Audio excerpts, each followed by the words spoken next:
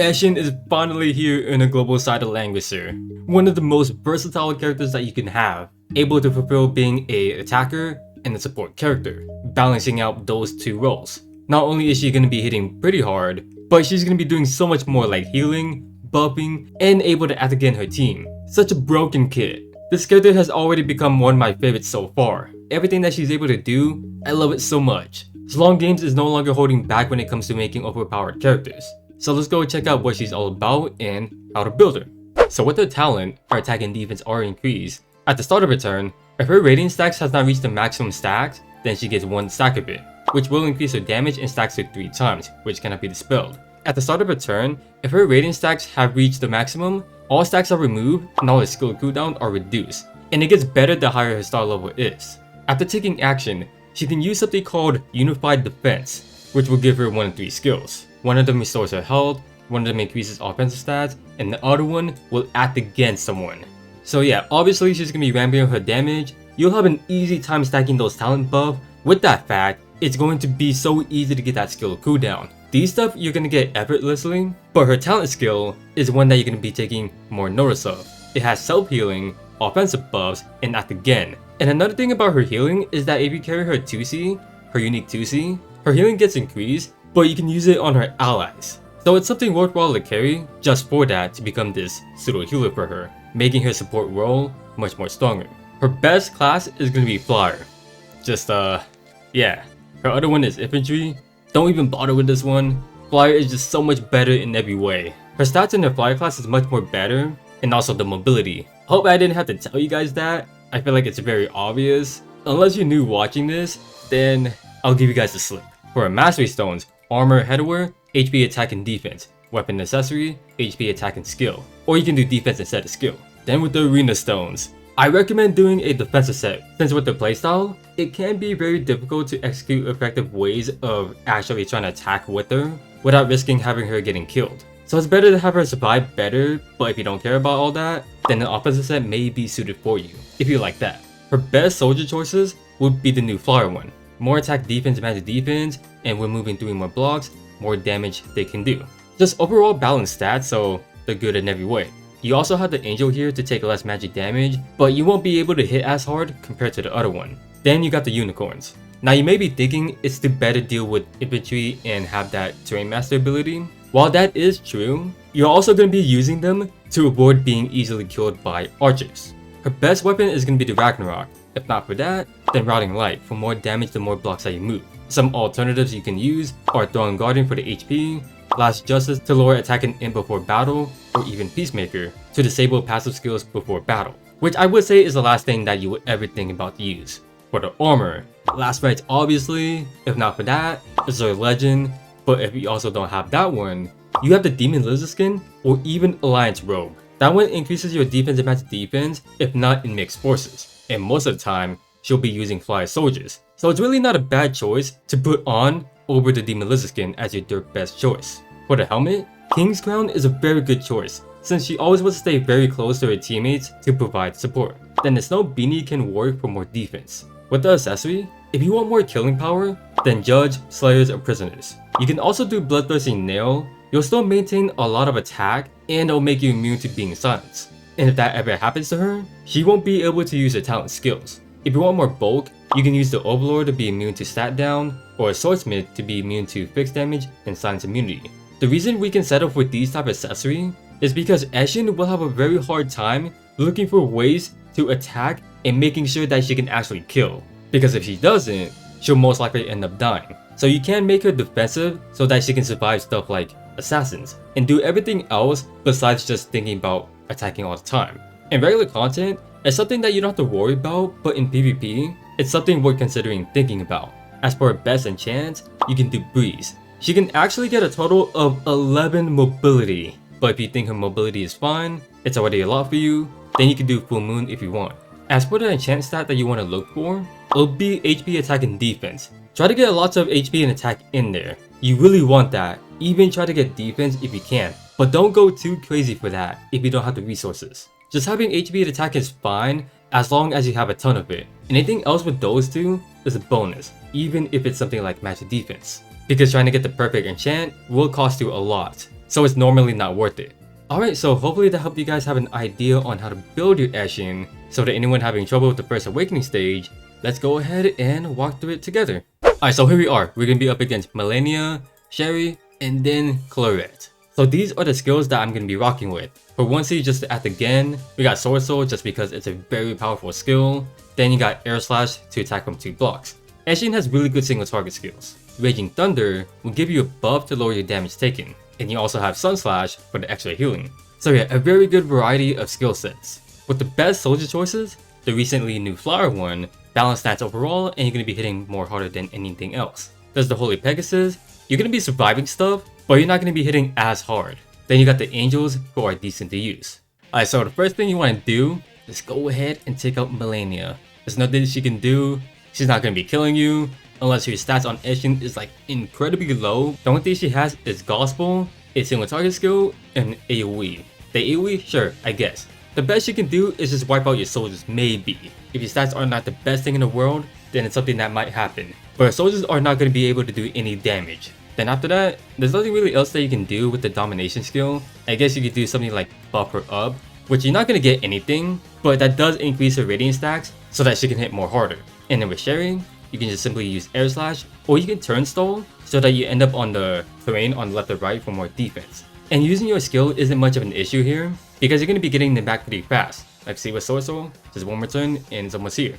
And my stats are pretty high right now, but I'm just going to Turnstile so that you can stack up more radiant stacks, which will allow you to hit more harder. Because remember, if you read her talent, for every stack of radiance that she has, you do more damage. So yeah, for me, it's a bit overkill, but it's a neat trick that you guys might want to learn if you're not hitting hard enough. But in general, Eshean has really good single target skills, so there's no real reason for you to struggle. If they somehow survive when you're doing a single target skill, you can simply just heal her, as long as you have the radiant stacks. Eshean does so many things. It's a lot, yeah, but it's very easy to learn. Alright, so here we are, her 3C skill. It has a 5-turn cooldown. The passive on it, when she has a radiant stack, she has a revive, and so when that happens, she heals 30% of her HP, and all her skills are reduced by 5 turns. Then those stacks are removed. This is a single target skill. For every 1 stack of radiance, this skill does 15% more damage, which in total is a 45% damage increase. If she has 2 or more stacks of radiance, the enemy is stunned for 1 turn before battle, which cannot be dispelled. When an enemy is eliminated, all radiant stacks are lost, all skill cooldown are reduced by 5, and Eshean can move 5 blocks. So you just make sure that you maintain that radiant stacks to ensure that you always have that revive. So we got more damage ramping in the process. The stun will be really good, making a very safe way to use this. And what's even better about that is that if you kill with this, her skills are refreshed basically, and is able to move back safely. So it's like a hit and run thing. But the situation with this one is a lot more scary to use. You want to use this 3C if you know you're definitely going to be killing someone. That's really the only issue with this. So it makes approaching with Eshean pretty scary. So yeah, just be very careful with the way how you want to use this. And also a reminder again, make sure that you maintain 1 stack of radiance for the revive, which isn't hard to do. Alright, so if you guys are curious, this is what her 3C animation looks like. Alright, so to anyone new around here, normally with the second awakening stages, I don't ever do them unless they're really hard to do. And that's the case with like most of them. Because you do get 3 other characters that you can use, they're usually always enough to get you by, even sometimes where you don't even need your own character too. With Eshean, you're able to give them the support that they need, making it even more easy than it should be.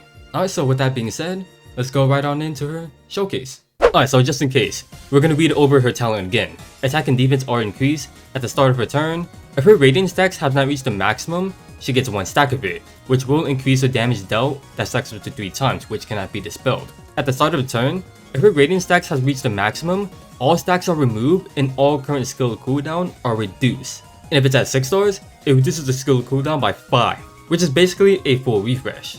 After taking action, she can cast Unified Defense once, or you can say in simple terms, her talent skills. One of them restores HP to herself, the second one increases offensive stats, and the last one you can choose to act against someone.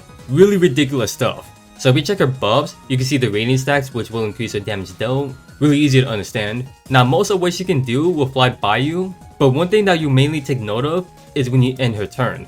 And now she can choose 3 options from talent skills. So the first one, a green one, removes 1 stack of radiance and restores 30% HP to herself. the one with the orange icon, will give her a stack of radiance and is able to give an attack and int buff to someone else for 2 turns, or put it on herself. Now this last one right here, the blue one, you get 1 stack of radiance as well, and you're able to add against someone, which will have a cooldown of 3 turns. Now this one and the one with the orange symbol, the range of it reaches 3 blocks. So if I go ahead and try to heal with Eshean, so there you go, she loses 1 stack of radiance and a little bit of healing right there. And one thing that I did find funny and pretty interesting is that you can still heal her without even having the radiant stack, which I would say is a little bit strong. But yeah, so even without any radiant stacks, she's still able to heal. It's something small to know. Okay, and then going back, the second one, the Kree, the range of it reaches 3 blocks, and she can literally apply it onto anyone of her team. So let's go ahead and just apply it on herself. The radiant stacks went up by 1, and there's the attack buff. So yeah, most of them are pretty understandable to learn. Just like with the at again one, you simply use it on anyone that took the action, Eshean gets another stack of radiance, and Liana got to at again on the same turn. But the catch to using the at again skill is that it has a 3-turn cooldown. So yeah, talent skills, really simple to understand. And have Eshean do some other stuff, give Liana some buffs, and now she has 3 stacks, which is her maximum by the way. And so once she has 3 stacks, at the start of the next turn, she does a clock animation, and now one of her skill is back after I just used it. And that skill that I use has a really high cooldown, 4 turns.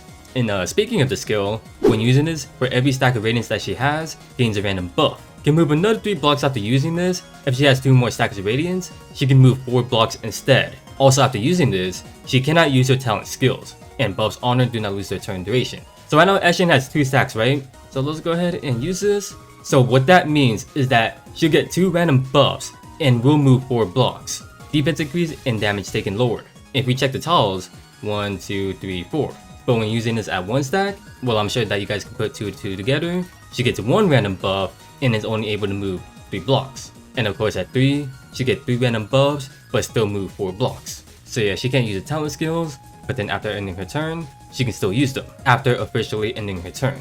Then with the unique 2C, this one right here is so very strong. As a 2-turn cooldown, the command effect, allies within 2 blocks have a 30% chance to be less likely to be crit and take 15% less range damage. When using this, it increases her talent skills, essentially making them stronger after using this. So one of them makes her healing increase to 80% and can be used on allies. The second one greatly increases the target's offensive and defensive stats. And the last one increases target's mobility by 2 for 2 turns. Now on paper, some of them don't exactly tell you like the exact details of it. But, after using this, right? You can now see that her talent skills are glowing. And if you check the description, revitalization, it will still remove 1 stack of radiance, but restores 80% HP for a single ally. And not only just that, she can use it on anyone on the team, as long as they're within 3 blocks, just like any other of her talent skills. Now this right here is what makes her a strong pseudo healer. And another part that sucks about using her, she has to carry this skill in order to heal her other allies. But that healing is a lot though. It is seriously a lot. But only having a 2-turn cooldown, it's a ridiculous skill. Now the second one right here, gain 1 stack of radiance, but attack and int increases by 30%, defense for some reason just 20%, and magic defense 30% for 2 turns. So yeah, this right here is an all stat increase basically without the skill. So yeah, it's very similar to what like this is why it's 3C. Defense is 20% rather than 30%, which is kind of weird when everything else gives you 30. But I'm not going to argue with the amount of stuff that Eshean can do. But the last one right here is just about as crazy as her healing skill. So when you look at it, you get 1 stack of radiance, it can still act against someone while giving them +2 mobility for 2 turns. Like, are you guys seeing the potential with this one? That can open up so many opportunities to approach. So yeah, and I got to act again, and there's the mobility buff. So yeah, that unique 2C is so freaking crazy. It's so dummy strong. And now finally with the 3C, a 5-turn cooldown. The passive on it, as long as she has a stack of radiance, she can revive, recovering 30% of her HP, reducing all skill cooldown by 5, and all of her radiance stacks are removed. This is a single target skill for every 1 stack of radiance. This skill does more damage, that has a total of a 45% damage increase. If she has 2 or more stacks of radiance, the enemy is stunned 1 turn before battle, that cannot be dispelled. When the enemy is eliminated, all radiant stacks are removed, all skill cooldown are reduced by 5, and Eshean can move another 5 blocks. So yeah, you always want to make sure that you maintain 1 stack of radiance for the revive. Not only that, her damage is going to be ramping. The stun right there makes it so safe for her to use the skill. But you always want to make sure that you kill with this 3C though, because that is the only way for her to move back safely, which is one part that sucks about using the skill. The same aspect of a hit and run, because if she tries to attack And if they survive, she just stands there. Like the enemy's stunned, cool. But what about the other enemies that can potentially kill her? And because of that, now Eshean is in a position where she's vulnerable to being killed. And so when Eshean revives, all of his skills get refreshed, and her radiant stacks are gone. And so when you actually pull off a kill,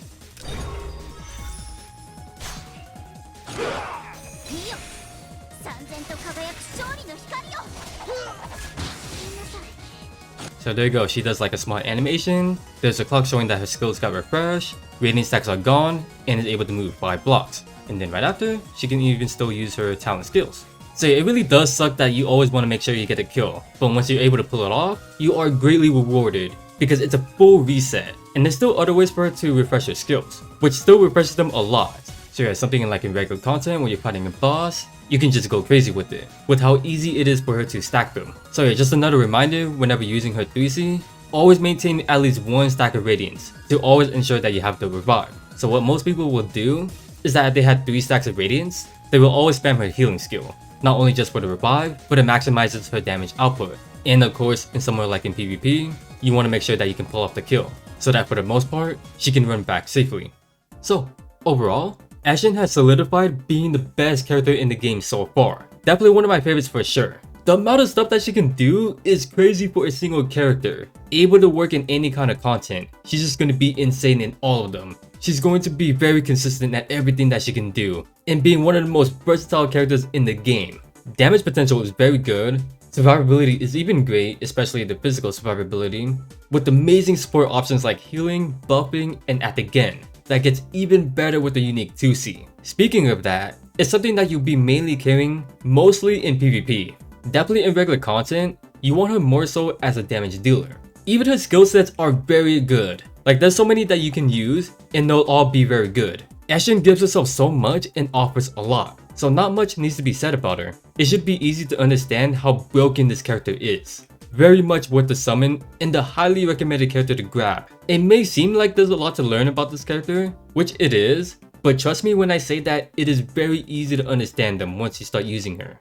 Alright, so that was Eshean's showcase. A broken character that finds herself being amazing wherever you take her. Literally not a bad thing about her, for the most part at least. One main thing that is actually bad is the way how you want to use her 3C, where she has to kill in order to run back safely. And not only that, it makes her lose all of her radiant stacks, which means no revive until the next round starts. That's the only thing that you will always need to watch out for. But that's all I got for you guys. If you guys did enjoy this video, feel free to leave a like and subscribe if you want to see more, and feel free to let me know down in the comments how you guys feel about Eshean, even though I already know what you guys are gonna say about her. She's such a broken character that excels in a lot of things. Like what's not to like about her? So yeah, either you guys can say something like that, or if you were able to pull for it, or if you're skipping her, I guess. A missed opportunity even though she's gonna come back. Because I know there's a lot of people saving for the Guyver collab. If you guys are pulling for Eshean or pulling for other characters in the future, I wish you guys the very best.